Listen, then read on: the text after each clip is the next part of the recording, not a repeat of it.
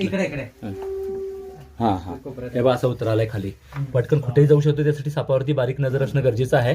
आणि काही असू देत पण तो मिळला असं म्हणावं लागेल. भांदूर गल्लीमध्ये आहे, रेल्वे आता जायले बाजूनं, आणि डॉक्टर भोसले त्यांच्याकडं हा पेशंट म्हणजे हा साप आला होता. आणि मी अगोदर जसं नाव सांगितलं तसं त्यांना अचानक कपाट काढल्यानंतर सर तुम्हाला दिसला, बरोबर ना?